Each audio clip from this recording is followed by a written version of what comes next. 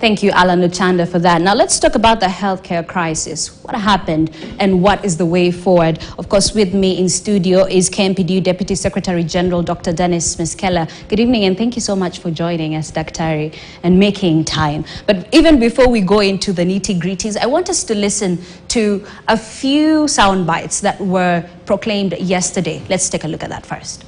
Matters that the unions were asking that have to do with county governments have all been agreed and resolved. We need to give them some more time for them to conclude the discussion with their membership so that tomorrow, once they are ready, we come here, convene here, sit down and initial or sign the return to work formula as agreed yesterday. We are almost at the tail end of this process.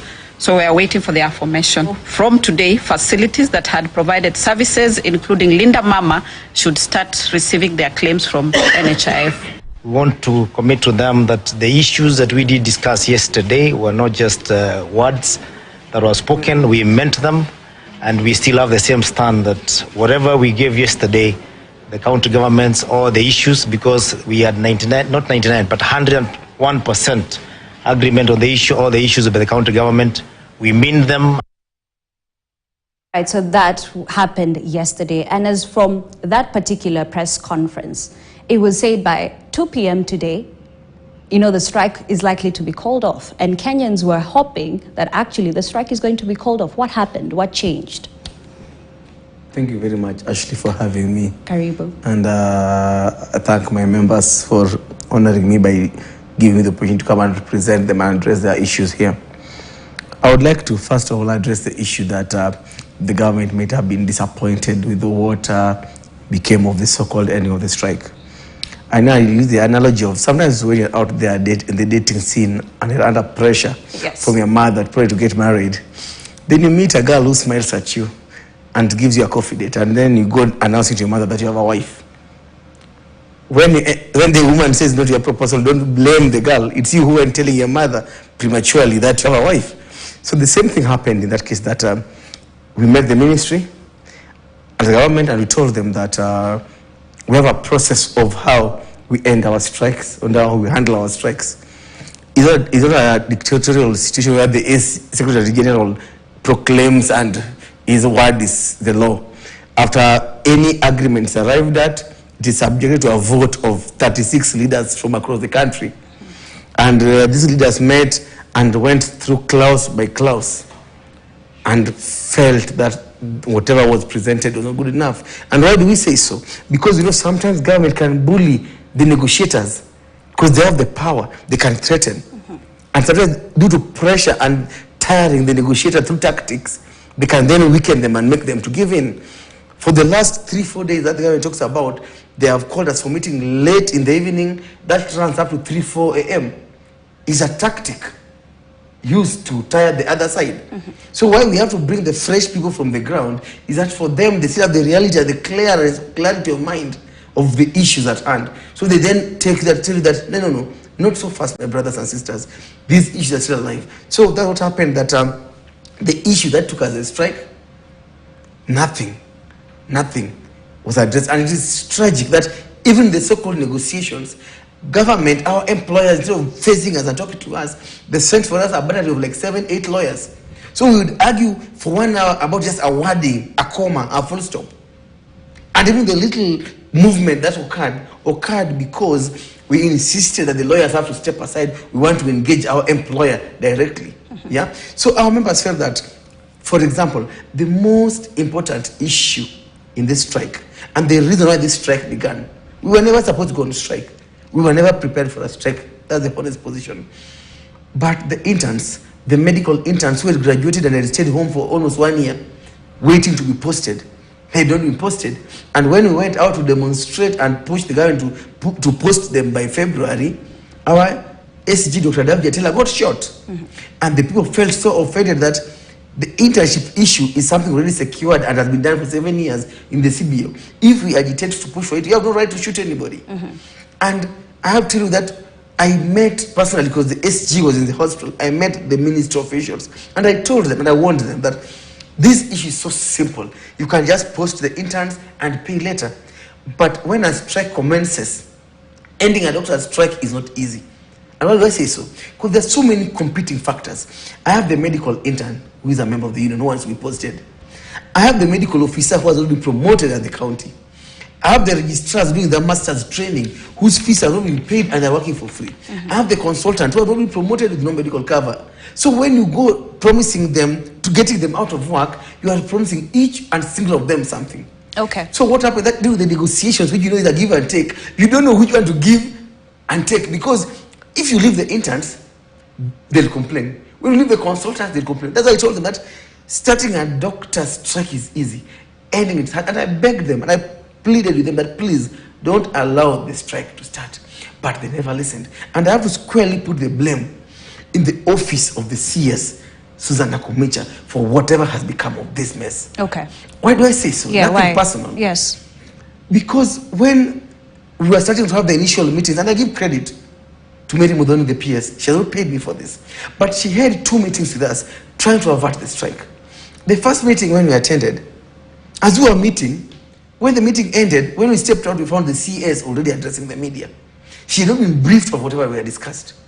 Our second meeting again, we met.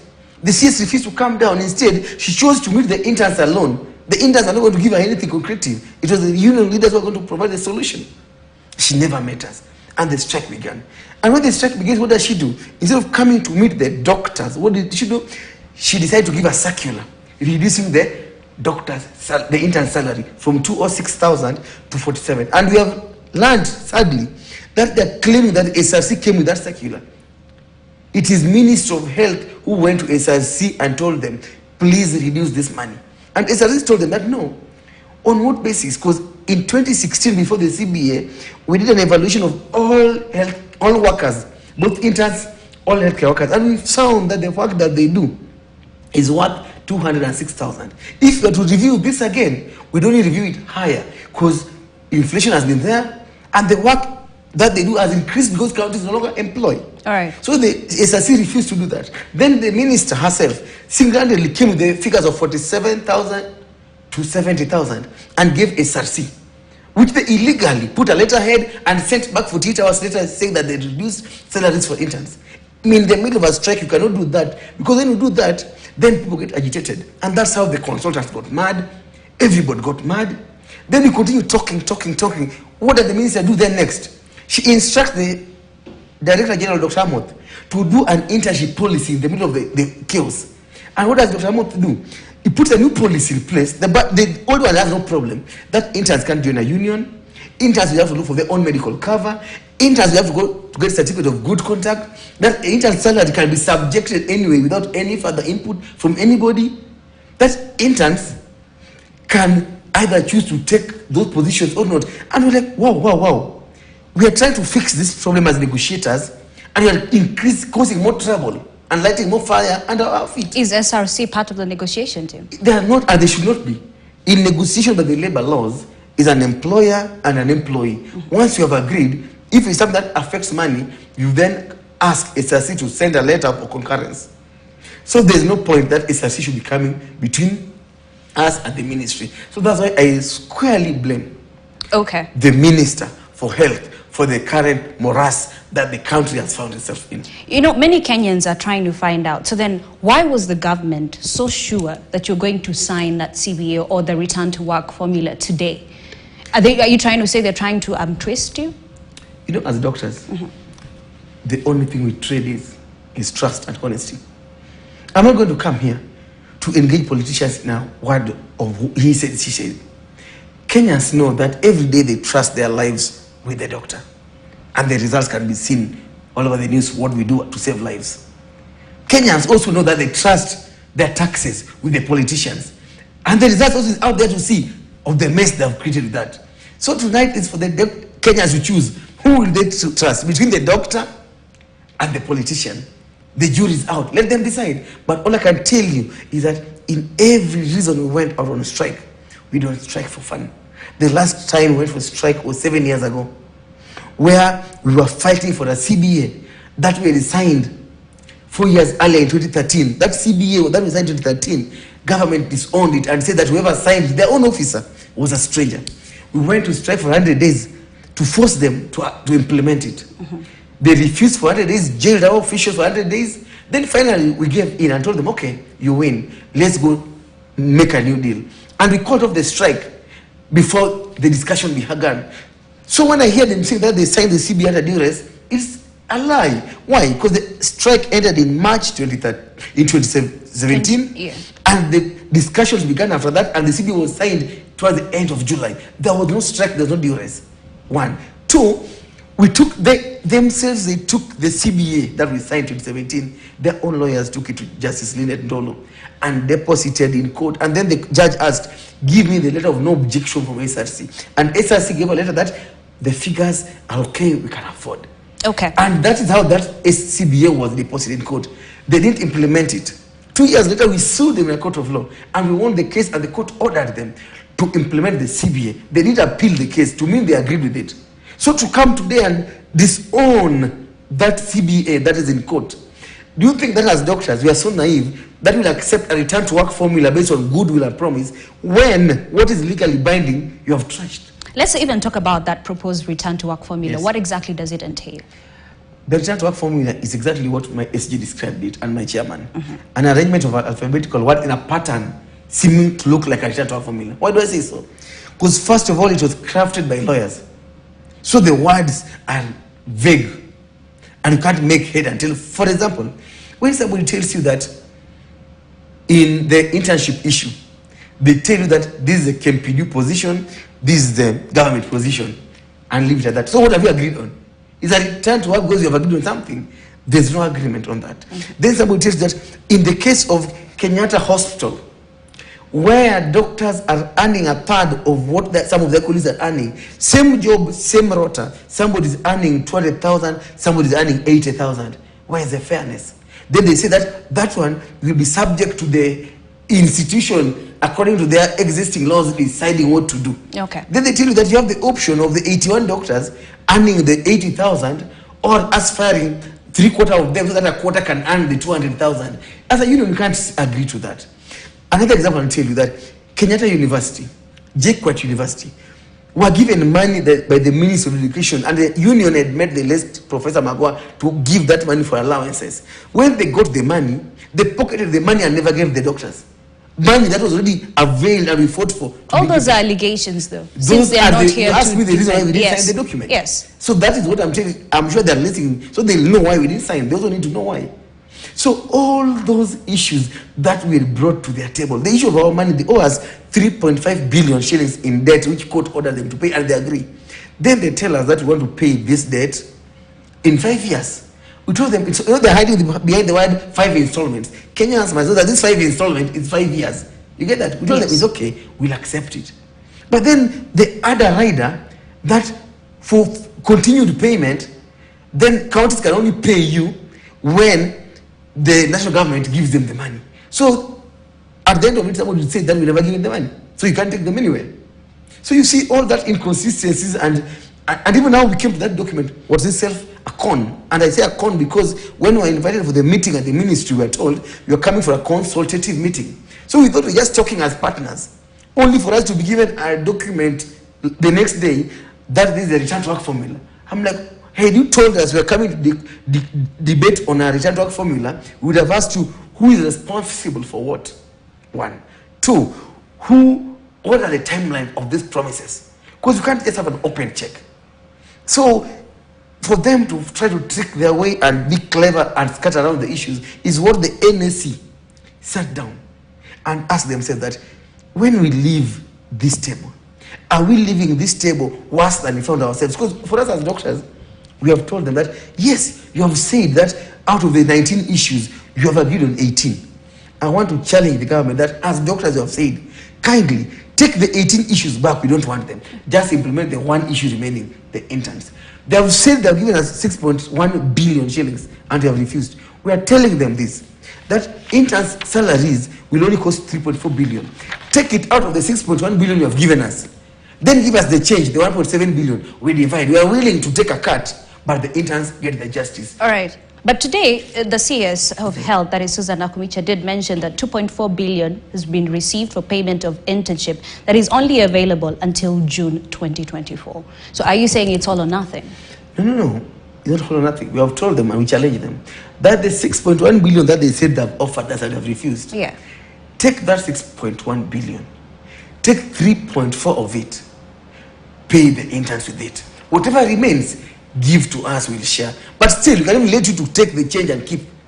Just sort the interns. For us, that's the reason why the deal could not go through. Until we learn. You know, doctors, our nature of work and training is our work is to treat disease and take care of the most vulnerable, the patient. So our instinct, when we see somebody in need, we want to help.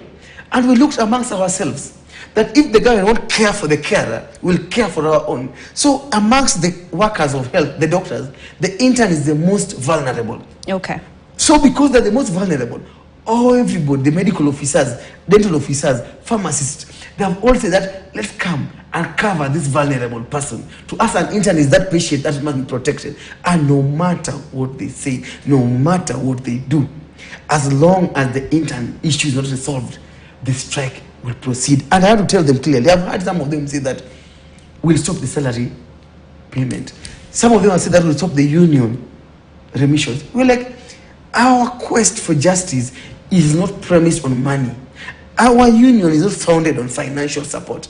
Our union is fueled by blood, sweat, and tears, and conviction of a fair labor practice and healthcare as a right to all Kenyans. So they can keep the money.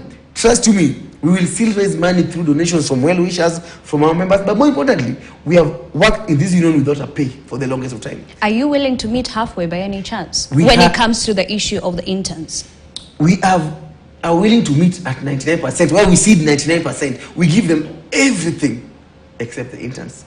You have heard, and I repeat again, they said they offered 6.1 billion. Yes, and let them take it. Let's break down that 6.1 billion for our viewers. According to the CS today, she said that the ministry acquired 3.5 billion for payment of salary arrears from the 2017, and to be paid in installments of 5 each for a year, financial year. 2.4 billion received for payment of internship. Offer of 70K is still available, but that it will be lapsing in June.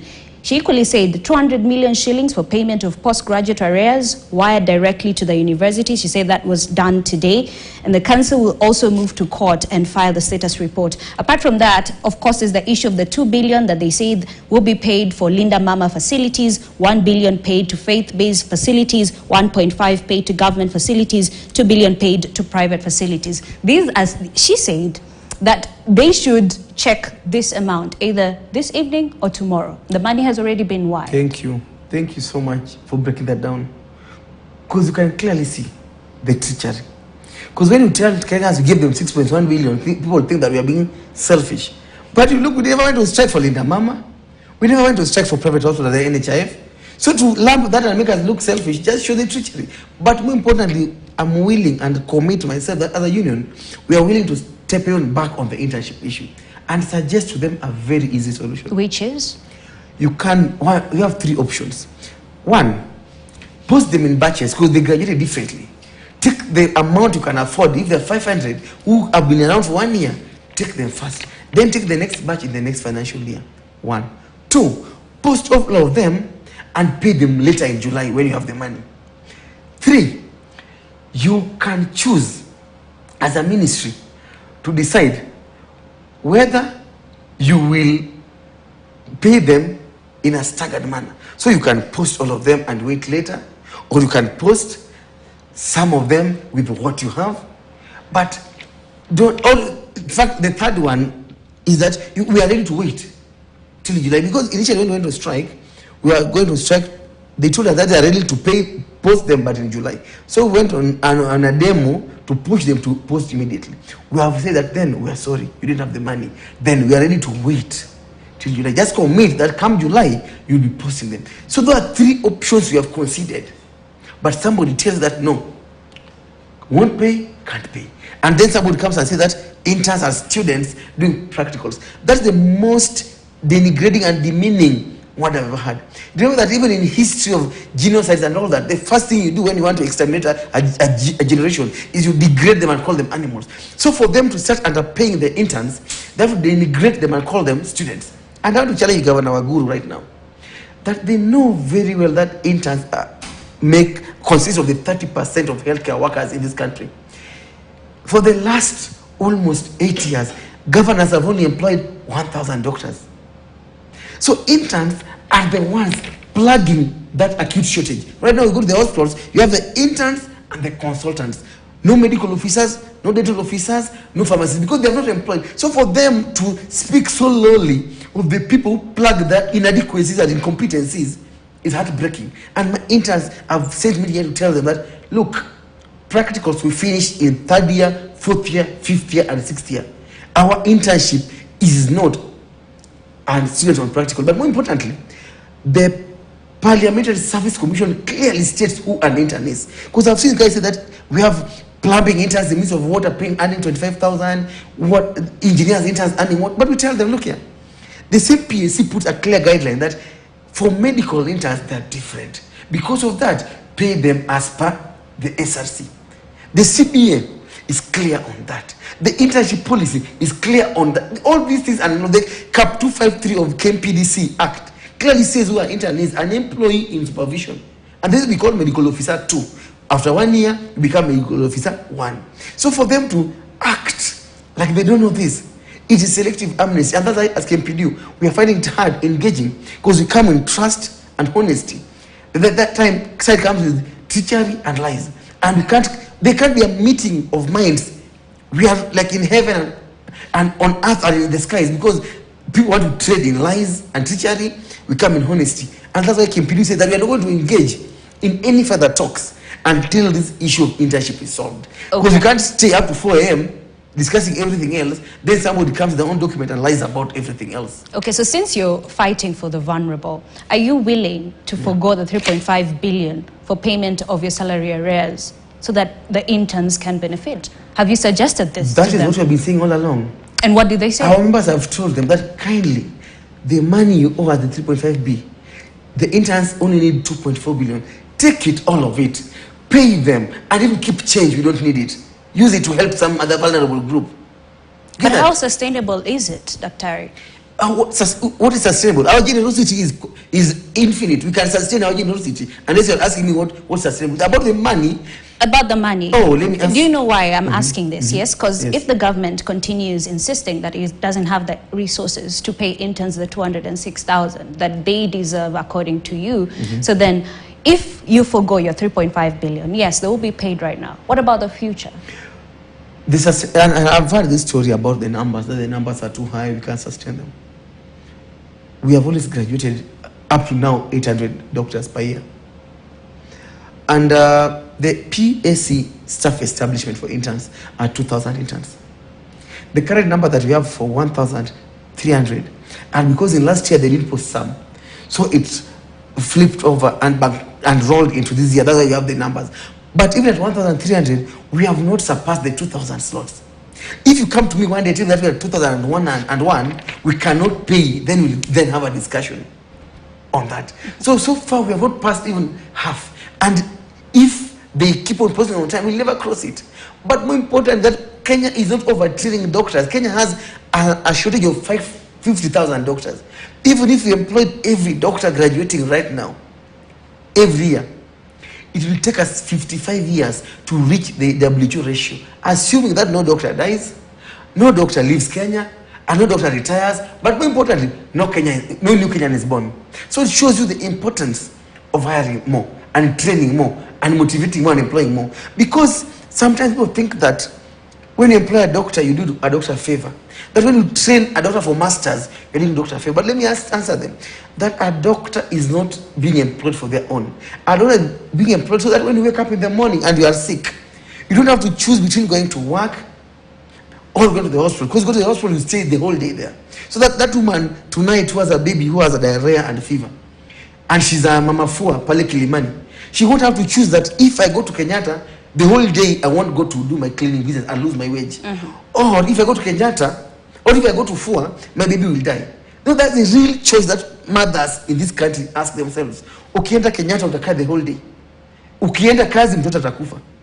That's the same question that man was a blocked urine because of prostate. And he goes to that county hospital and he's told the queue is 4 months, you have to wait. Or that woman who's been told that you have stage 1 cancer, you need to go to the theater, and she's been told that the queue is 3 months. Then she sits and waits for 3 months. Worried, answered, is this cancer spreading? Because you have a serious shortage of doctors. When you hire more, yes, when you train more, you are doing it for the Kenyans. Right now in Kenya, we have only 15 cancer specialists for women. Yet, women cancer of the cervix alone kills 10 women every day. And you come telling me that by training the doctor, you are doing the doctor a favor. Okay then, Dr. So still answer my question with what you say, the fact that yes, we have a shortage, yes, and the government is struggling to pay. Yes. What if we are full, we get to where we're supposed to be? Yes. Will they be able to pay? That's the question. They will be able to pay for one reason. And if you watch the news today, you will see that the CAS for health are going to be earning 780,000. That alone can employ 6 interns. You know that there are offices in this country whose curtains alone cost 1 billion. You know that in this country there are buildings that have been refurbished for over 1 billion.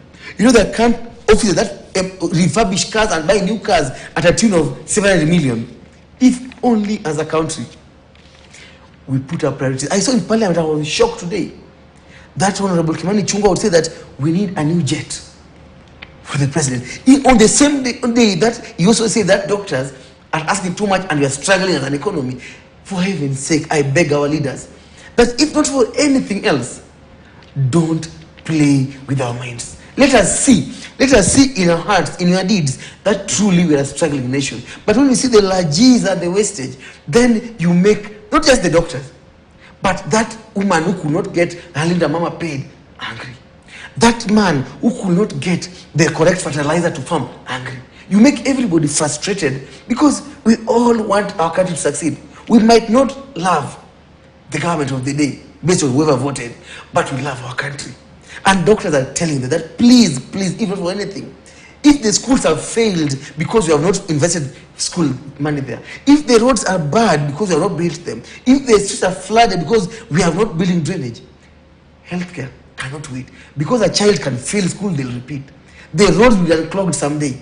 The roads will be plugged someday. But the patient who dies today is a life gone. And my heart bleeds for my countrymen and women and all the children. Who today, that mother who has been told that she needs to go for surgery, or that child who has a hernia, who is holding on to hope that can this strike end so that I can go with this surgery. And every time they get this false hope of a white smoke and they hold on to that white smoke and nothing comes out, my heart breaks for them. And I plead with the president. Because at this point, he's the one who has talked about the internship and nobody else, they're all scared of talking about it anymore. I plead with him that as the father of the nation, he swore by the Bible to protect Kenyans. And by Kenyans, I mean doctors and patients. May he have the mercy for the hustlers that he campaigned for, on whose platform he promised that if not for anything, the doctors, if you insist we can go abroad, we can go do our private things. But that woman, that child, that man has no place. May our soul bleed and have them in mind every time we sit on the table. We buried General Ogoro the other day and we said all these beautiful accolades. May they think of his deeds and his actions as they have those tough positions, as they fight the doctors, as they dismiss our concerns. Okay. May they remember that we are all Kenyans and we are here for a limited time. What will people talk about you when you are going tomorrow? All right, still on the issue of internship, the CS today did say that they have embarked on the reviewing of internship policy. Are you aware of this by any chance? Yeah, we are aware of the review. It is ill-timed. It is unfortunate. It is outright. I don't know, I could use a very flowery language, but I'll choose to withdraw that. Why do I say so? Because the internship policy currently that we have has no problem. Secondly, you cannot be in the middle of a very, very heartbreaking doctor's strike and you dig in and provoke the doctors more. In fact, as in the union, we crack the joke that our number one union member is the CS for Health. Why? Because with every act, with every utterance that she does, she mobilizes more of my members out to go to the streets by her act. So the internship policy is like you're having a match between Arsenal and Manchester. And since Manchester is losing, they decide to change the rule of the game midway. That's what I do, that we guys are engaging. Then you shift and change the rule midway. It is just wrong. It's immoral to do that. And as a union, we will not accept it. Nobody has been involved in making it, and we'll challenge it in court. Just the way we challenge the internship issue in court. All right, so then what next? Considering Kenyans are suffering, it's day 40 and counting. You know, what next? As you said, for those Kenyans who are waiting in line, for those Kenyans who need healthcare services and cannot get them right now. What next? Yeah. What next is that we continue to plead with the head of state, and we humbly request him that in an instance where the minister has shown open bias, open hatred towards doctors, and open incompetence, we beseech him that please take charge. Just for a moment, just tell the minister to take a break and speak up. You don't have to meet us, Your Excellency. You know the issue. Just speak up. Just say that as a country, we have to. Sometimes a country becomes bigger than all of us. Just step back and say that we will put the internship issue at whatever was meant to be. These are CBA in court. We can't go against it. We are men of honor. And a man of honor, a man is his word. What you promise is what you give. Then you honor that. Then as a union, you can then call us after the crisis has settled. Tell us that, brothers and sisters, this is our nation. Things are bad. We are struggling. What can we do about the mess that we find ourselves in? Then we'll tell him that, look, sir, we are training too much more than we can absorb. Maybe if we stop training more, then we can only train whom we can absorb. Then we give the option that, but for those who feel that they can sustain themselves throughout up to the internship, you can then self-sponsor and do yourself outside that program, train yourself to the end.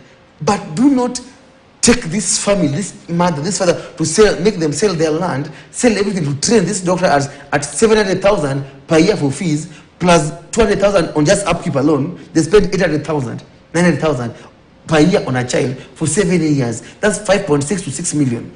Then after that, you tell them that no, we can't absorb you.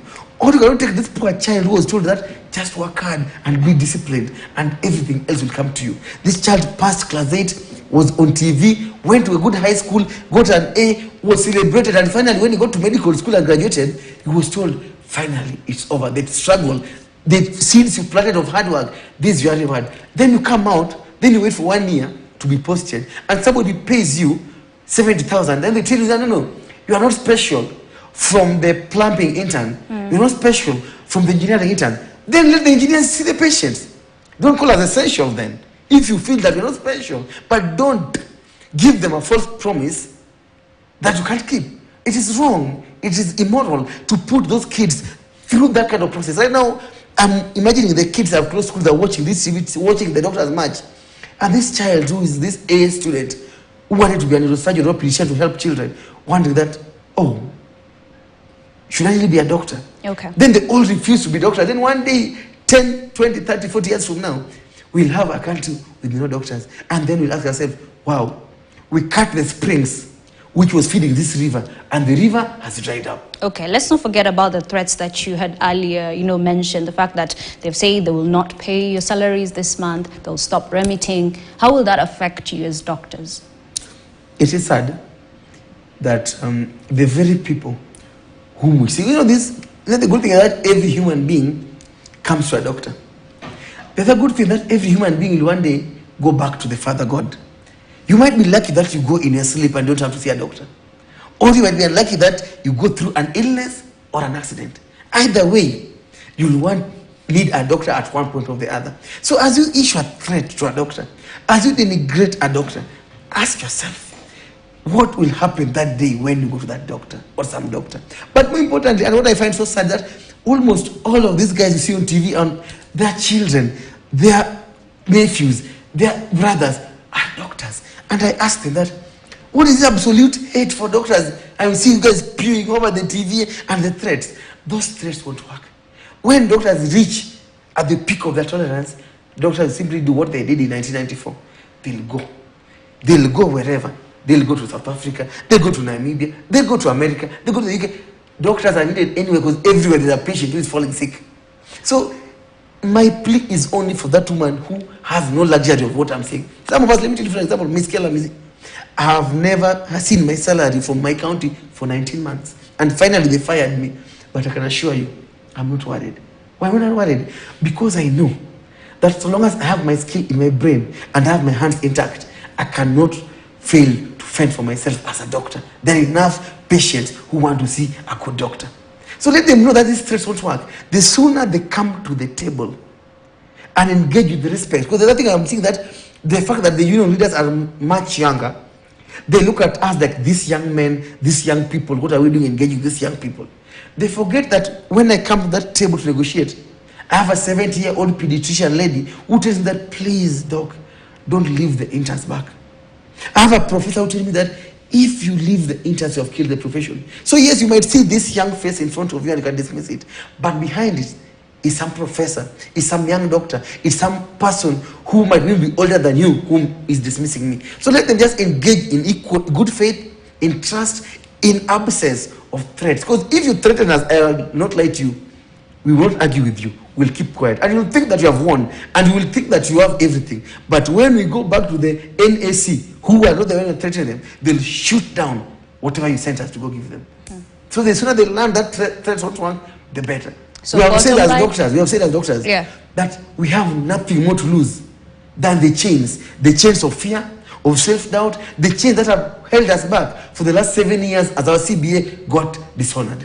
So bottom line, strike continues until the internship issue is sorted. Bottom line is this, that strike will continue until the day government comes out of the strike. The government is the one on strike for 7 years. KMPDU has just joined them. Today is day 41. There are still 6 years plus 300 plus days for us to match their strike. So until government comes out of the strike and come and engages us in good faith and utmost trust, then the strike will continue. But that's the same government that was saying that, it's unacceptable that you did not show up for the meeting and that you're insensitive. And that's that I don't want to engage in a word of who said or who said what. Because this very government told them yesterday that we have a process of how to call off a strike. They're a democracy. Every doctor votes for someone to be elected. Other unions do, delegates, blah, blah, blah. KMPDU, every doctor votes. And to call off the strike, these doctors have a clear rule that every single vote of 36 officials must count. So we told them that please allow us to go through this thing word by word so that they can familiarize themselves with it, then make an informed decision. And by the time they were done with the document, they asked themselves that, wait, there are two things missing here. There are no timelines. Two, the interns issue has not been solved. So we called them and told them that we are not going to be able to make it on time because we are running late. And they even told it on camera that the doctors are still going through their process. We are meeting them tomorrow. And the morning we communicated to them that we did our process and it fell short on the internship issue, the core issue, and the timelines on the other issues. So can we then meet and engage? Instead, we saw a press conference issuing threats. Threats won't work. Threats will only take us to 100 days plus. And we don't have to go through that because we still know that when it's all said and done, unless they can manufacture doctors from the factories, they'll have to sit on the table. Why do I say so? The other day, Kenyatta University Hospital decided to hire foreign doctors from Ethiopia and Malawi. Shock on you, when they were subjected to a very basic entry test, they all failed except the Malawian, who luckily trained in South Africa and Nigeria. The rest were fresh graduates who are coming to see sick cancer patients and they're going to harm them. Same thing, the Cubans, they brought 100 Cubans here, paying every Cuban 1 million shillings. We told them, wow, so you know the value of a doctor. So when you pay me 200,000, you know that you're not paying me. Because these Cubans are being paid 1 million shillings, they had a car, a driver, a fully furnished house, and food. But worst of all, those Cubans were so incompetent that their case files in the KMPDU of the killed patients are still there. In fact, they should pay Kenyan doctors fees. We train them more than we learn from them. So they know the value of a doctor. They just refuse to pay the doctor's value. And that lie I have to dispel. Yeah. I've seen COG saying that they pay senior medical officers 479,000. It's a lie. But we are saying, no. We'll accept the lie. What we will demand of you is to pay us the balance. Because you've been paying us to 50,000 and you have said it in parliament in oath that you pay them for 70. We want you to pay us the balance, 229,000 that you have been stealing from us every month. We want our balance moving forward. Okay, I think that's a really good place to end it. Thank you so much, Dr. KMPDU Deputy Secretary General Dr. Dennis Miskela here with us, shedding some light on what exactly happened, and we'll continue following up that particular developing story till its conclusion. And I guess that's how we wrap Newsline tonight. I am Ashley Mazuri, but just remember, tomorrow on News Hour, Ken Mijungu will be hosting the CS Public Service, that is Moses Korea, so be sure to tune in for that. Have a good night.